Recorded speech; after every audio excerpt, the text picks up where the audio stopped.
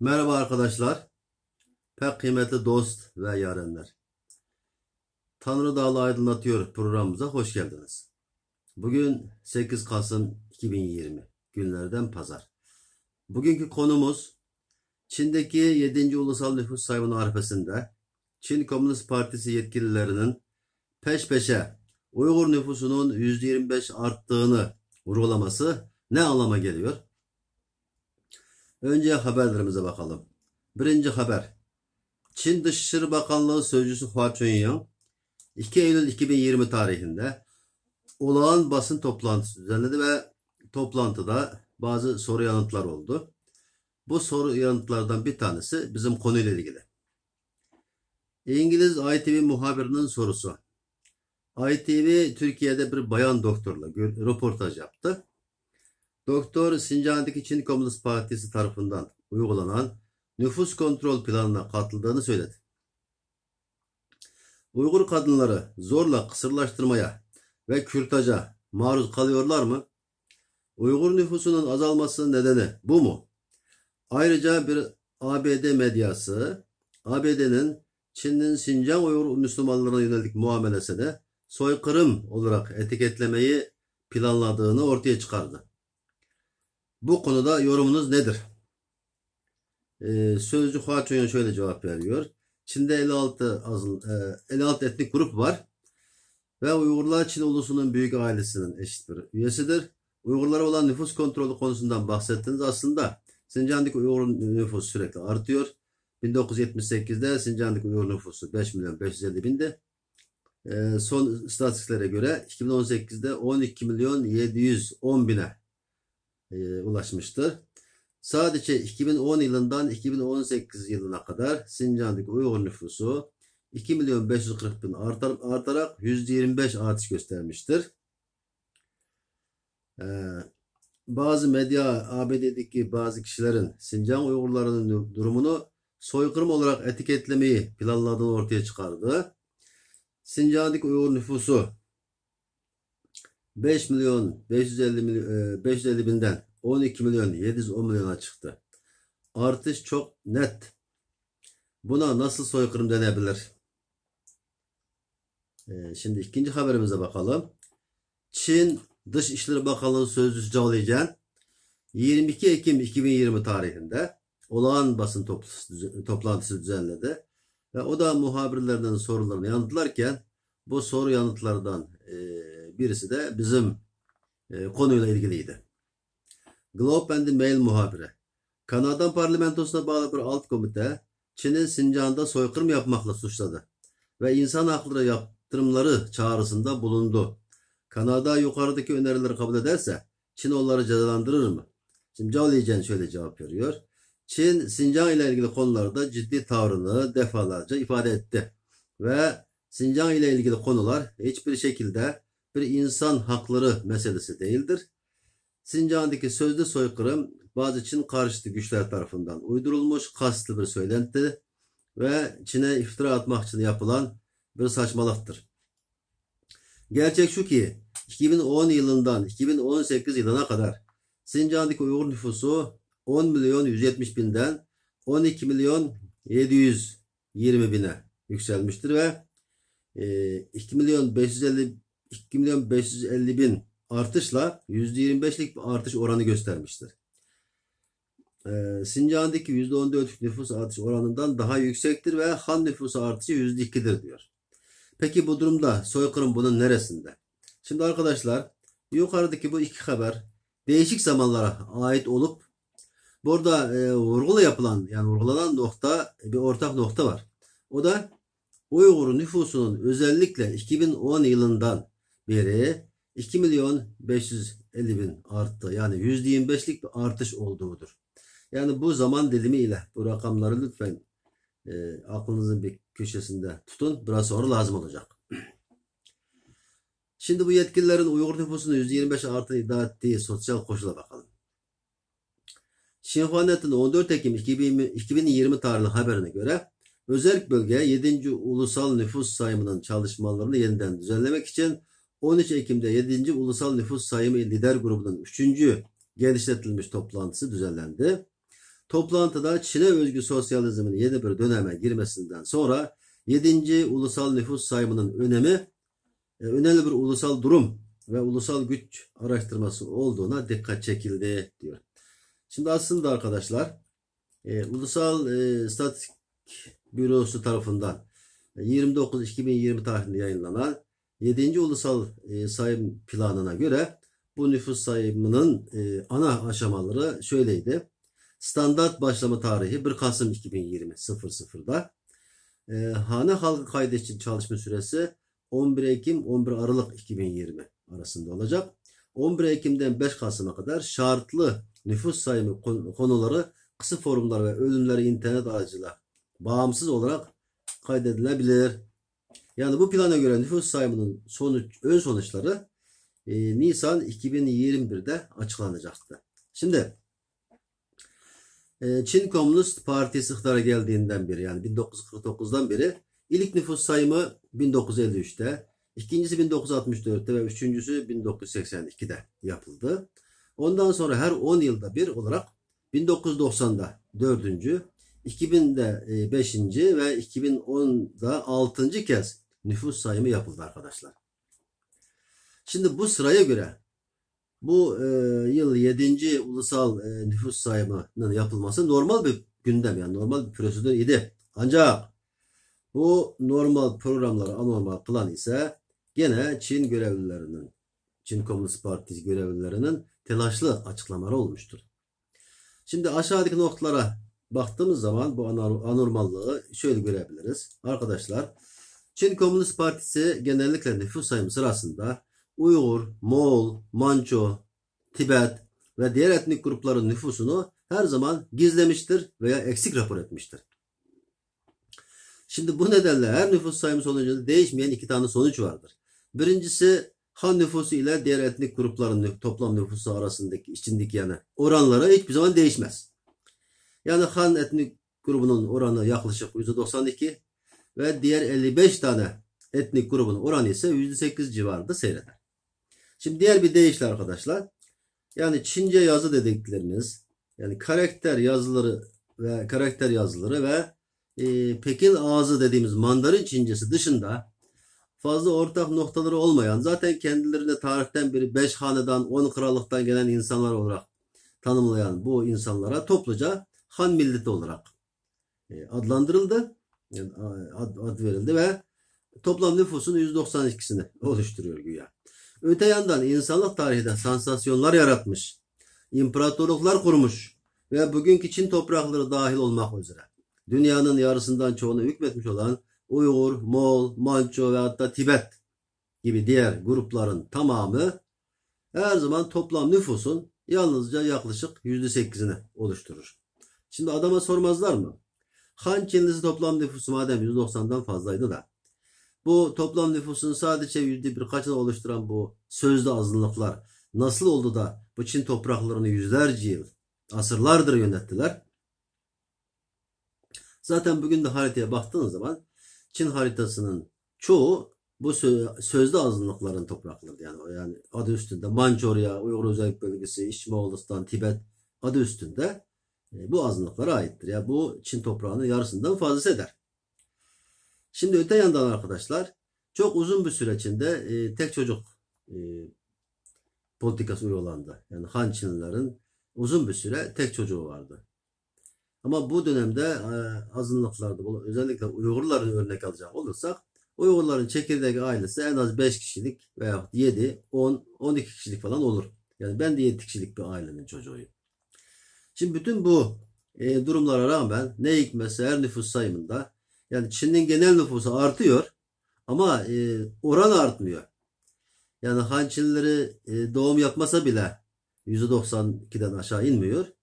Azınlık dedikleri bu Uygur, Tibet, Moğollar doğum oranı yüksek olsa bile sonuçta %8'i geçemiyor. Yani bu sonuç hiç değişmiyor. Yani çok saçma değil mi? Şimdi bu nüfus sayımlarında arkadaşlar hiç değişmeyen bir sonuç daha var. O da Çin nüfusu her zaman Hindistan nüfusundan bir tık fazla çıkar. Gene biraz öncekini tekrar etmek zorundayız. Çin'de çok uzun süre nüfus planlaması, nüfus kontrolü, tek çocuk politikası uygulandı. Ama Hindistan'da böyle uygulama yok. Yani zorlu kürtajdı, yani insanlık dışı hiçbir uygulama yok. Buna rağmen her nüfus sayımında Çin nüfusu Hindistan nüfusundan bir tık fazla çıkar. En son hatırladığım kadarıyla Hindistan nüfusu 1 milyar 300 milyon olduğu zaman Çin nüfusu 1 milyar 340 milyon idi. Şimdi herhalde Hindistan nüfusu 1 milyar 350'ye mi ulaştı? Çin nüfusu şu an 1 milyar 1 milyar 390 milyon civarında seyrediyor. Yani gördüğünüz gibi her zaman bu oran değişmiyor. Çok enteresan. Aslında bunlara baktığımız zaman neyi görüyoruz biliyor musunuz? Bunlar aslında Çin Komünist Partisi'nin devlet politikasıdır. Ama bütün bunlara rağmen bu kez yukarıda haberlerde verdiğimiz gibi ÇKP yetkilileri hiç umulmadık bir şekilde Uygur nüfusunun %25 arttığını vurgulamaya başladı. Hatta buna rağmen Han Çinlisi oranının %2 arttığını söyledi. Hem de sözde bu etnik azınlık gruplarının nüfus oranının artmasını da göze alarak. Şimdi bu durum Çin Komünist Partisi'nin geleneksel uygulamaları ve ulusal politikalarıyla uyuşmuyor arkadaşlar. Acaba diyorum da şimdi bazen aklımıza geliyor. Çin Komünist Partisi geleneksel sahtekarlık siyasetinden vaz mı geçti? Yani öyle bir şey olabilir mi? Bence hiç olamaz. Olamaz.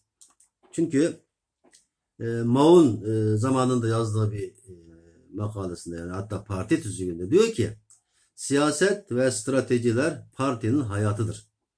Dolayısıyla bence Çin Komünist Partisi'nin fıtratı değişmeyecek ama bence Çin Komünist Partisi yeni bir şeytani planı uygulamaya hazırlanıyor arkadaşlar. Şimdi biz bu duruma bir göz atmamız lazım. Şimdi bunları söylemeden önce bir konuya dikkat çekmek istiyorum.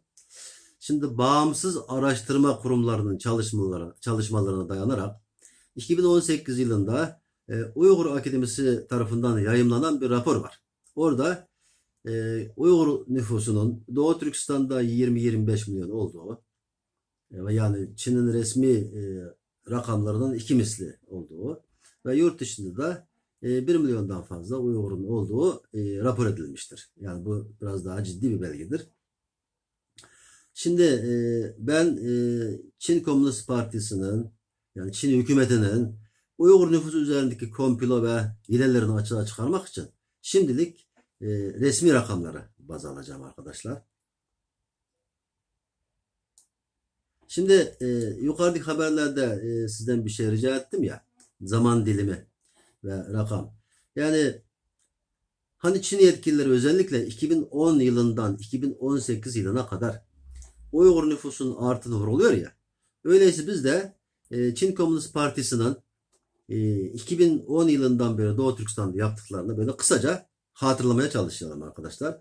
2009 yılında biliyorsunuz 5 Temmuz olayları oldu. Bu aslında üniversite öğrencilerin barışçıl bir gösterisiydi. Yani hak talep gösterisi. Ama Çin Komünist Partisi araya provokatörleri sıkıştırdı ve olayı bir kanlı çatışmaya dönüştürdü. Özellikle olayı büyüttü. Ve o olaydan istifade on binlerce Uygur diri diri gömüldü veyahut kurşuna dizildi. Yani bunu ben demiyorum. Bunu Çin'in o dönemlerdeki güvenlik görevlilerinden birisi Go Wengui denen şahıs Amerika'ya iltica etti. Kendisi söylüyor. O gün o emrin verildiğinde o da Urumçi'deymiş.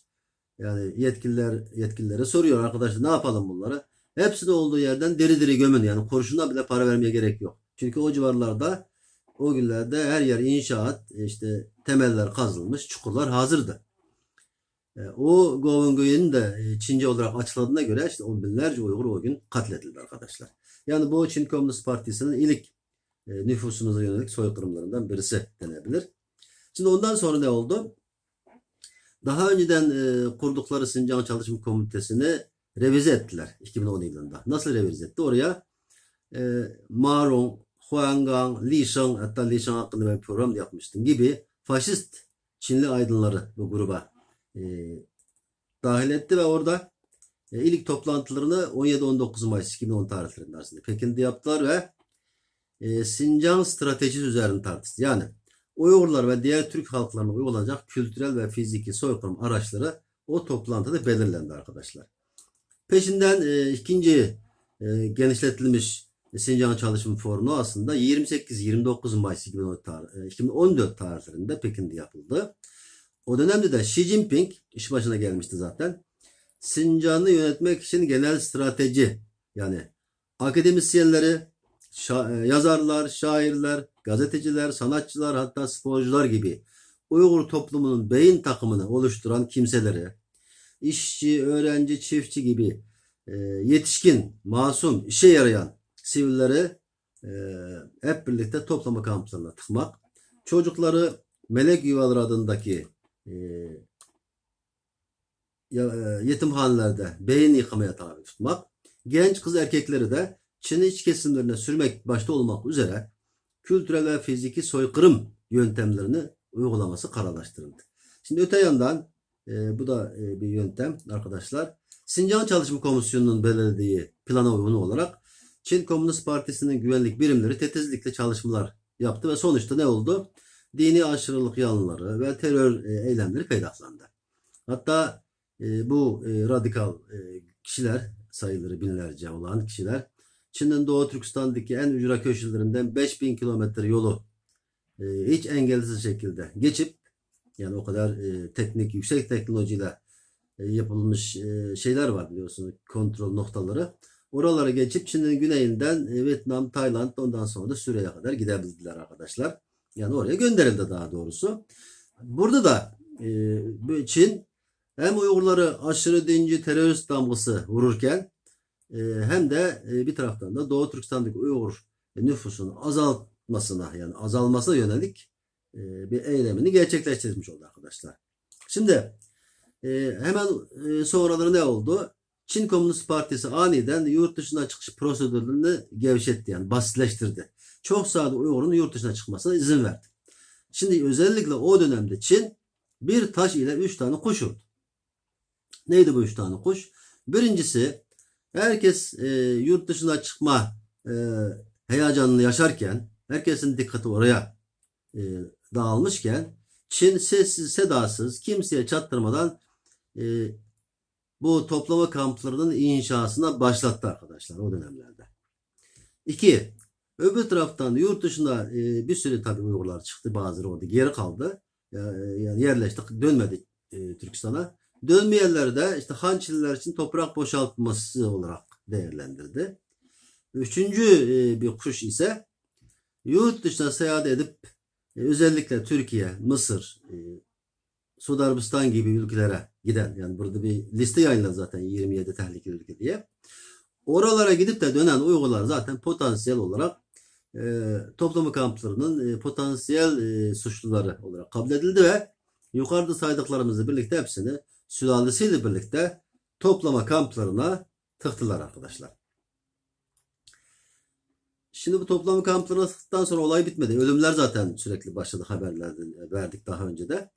Özellikle 2018 Eylül'den sonra toplama kamplarındaki Uygurlar, yani Çin'e göre iflah olmayacak bir bölüm Çin'in iç kesimindeki hapishanelere nakledildi. İşte Çin, Gansu, Shanxi, Heilongjiang gibi iç kesimdeki hapishanelere nakledildi.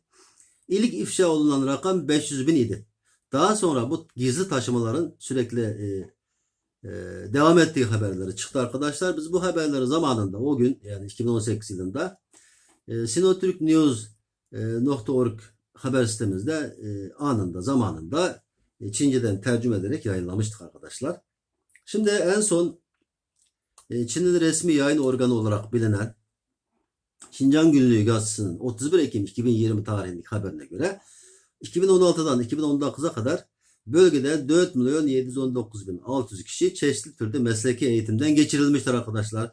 Zaten şu an ifşa olunan rakam toplama kamplarında 5 milyon Uygur Türk'ünün olduğu değil miydi? İşte bu bunun resmi belgesi arkadaşlar. Bu da önemli bir belge. Şimdi bununla birlikte Çin Doğu Türkistan'da Uygur kadınları kısırlaştırma ve zorlu kürtaj operasyonlarına tabi tutmak gibi bir dizi nüfus kontrol politikası uyguladı arkadaşlar. Şimdi yukarıda olup bitenleri topladığımız zaman 2010 yılından beri Uygur nüfusunun artması gerçekçi değil. Yani gerçek değil. İmkansız bir şey.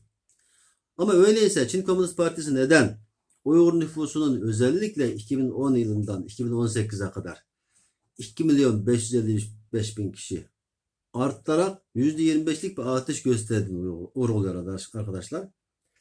Şimdi bu uygulamaların bence iki tane nedeni var. Birincisi, Çin Komünist Partisi bu tez ile uluslararası kamuoyundaki soykırım suçlamalarına karşı koymak istiyor arkadaşlar.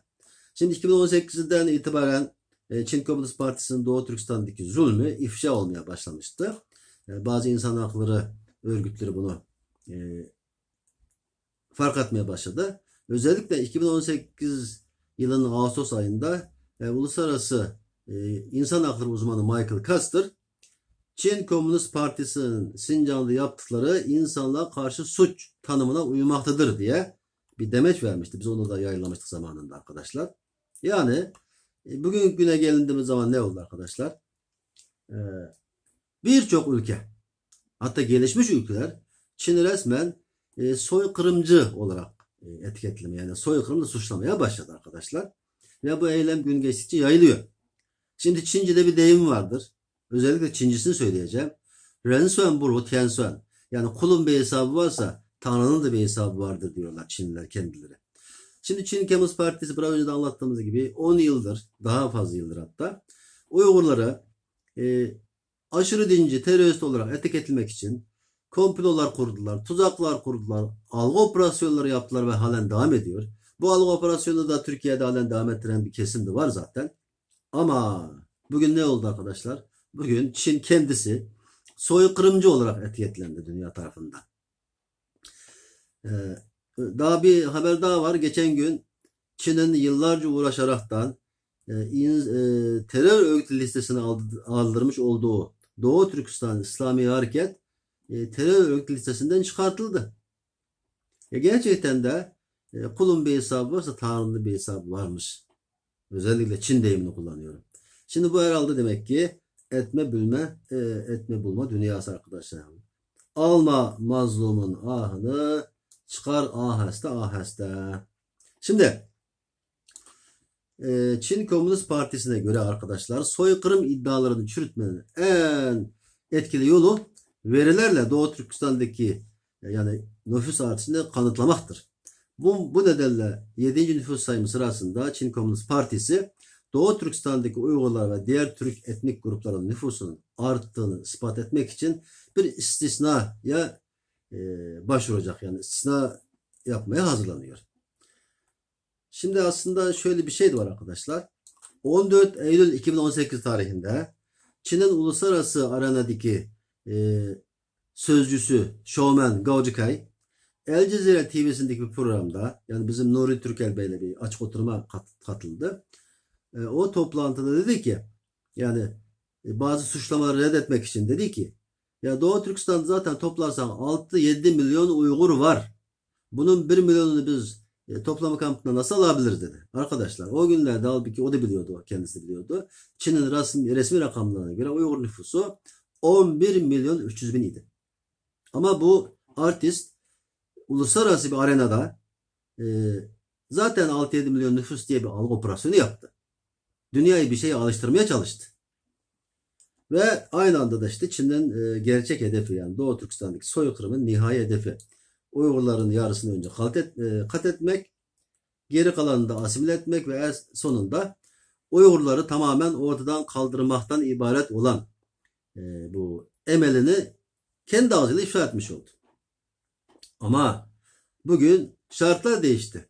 Koşullar değişti arkadaşlar. Ve Çin suçlarını gizlemek ve kendini savunmak için Uygur nüfusunun arttığını kanıtlamak zorunda kaldı. Çünkü bunu kanıtlamazsa bu gidişle Çin dünyadan dışlanacak. İnsanlık bunu dışlayacak ve onu en azından ondan endişe ediyorlar. Şimdi öyleyse katlettikleri ve Çin'in iç kesimine gizlice nakledilen toplama kamplarında serbest bırakılamayacak olan Uygur nüfusları var. Bunları yerine ne koyacaklar? Bence Birincisi, Çin Komünist Partisi zaten önceden gizlemiş olduğu gerçek Uygur nüfusunun bir kısmını yerine geri koyacak. İkinci bir kaynak olarak arkadaşlar, maalesef onu söylemek zorundayız. Çakma ve taklit Uygur nüfusu. Şimdi çeşitli yöntemlerle eğittiği Han halkından 2.555.000 kişiyi devşirerek taklit ve çakma Uygurları Uygur nüfusunun arasına sıkıştırarak bir yandan Uygur nüfusunda ciddi bir artış gösterirken bir yandan da nüfus yapısını bozacak ve ileride yapılacak olan çeşitli kamuoyu araştırmaları, hatta referandum sonuçlarını kontrol etmek için saatli bomba yerleştirmiş olacaklar arkadaşlar. Peki bu devşirmeler nerelerden gelecek? Hatırlayalım. Çin Komünist Partisi 2014 yılından beri özellikle Çin Komünist Partisi üyelerini Doğu Türkistan'a akraba aileler olarak gönderdiler. Beraber yediler, içtiler, kaldılar. Aslında Uygurları gözetledi, kafasında ne düşünüyor diye fişledi. Ama bütün bu fişlemelerin yanında bugün geriye dönüp bakıyoruz ki aslında bunlar bu çakma nüfus için aday olabilirler. Yani öyle bir girişim olduğunu şimdi düşünebiliriz. İkinci bir kaynak, son günlerde herkes sosyal medyadan takip ediyoruz arkadaşlar. Uygurca elbiseler, Uygurca giysilerle, Uygurca şarkı söyleyen, Uygurca dans eden, Uygurca yemek pişiren, yani her haliyle Uygurları temsil etmeye çalışan bir grup görüyoruz. Demek bu da aslında bilinçli bir algı operasyonu olduğunu artık düşünebiliriz arkadaşlar. Yani Çin'in hedefi yukarıdaki gibi nüfusumuzu hem bozmak hem nüfusumuzun içine bir saatli bomba yerleştirmek için bu çalışmaları yapıyor olabilir. Şimdi bu olaylardan şunu görebiliyoruz. Çin Komünist Partisi sahtekarlıkta gerçekten üzerine yok ama şöyle bir özelliği de varmış. Aleyhine gelişen durumu lehine çevirme yeteneği, yani kaygıyı güce dönüştürme yeteneğini de görüyoruz arkadaşlar. Onun için ben bu programda özellikle şunu vurgulamak istiyorum. Biz bir taraftan işte Uygurlar, Moğollar, Mançolar, Tibetlilerle birlikte Çin'in sözde azınlık dedikleri bu etnik kökenli halkların üzerindeki hilelerini, komplolarını sürekli ifşa etmemiz lazım. Dünyaya anlatmamız lazım. Belki de birkaç sene önce bu konuları kimse dinlemezdi ama bugün dinler. Öbür taraftan da arkadaşlar biz de mücadele yeteneğimizi geliştirmek, yani savaş kabiliyetimizi geliştirmek için Çin Komünist Partisi'nin aleyhte gelişen olayları lehine çevirme ve kaygıyı güce dönüştürme yeteneğini de öğrenmemiz lazım arkadaşlar. Bugün biraz konuyu uzattım çünkü konu biraz uzundu. Hakkınızı helal edin. Bir dahaki programda görüşmek üzere. Hoşça kalın arkadaşlar.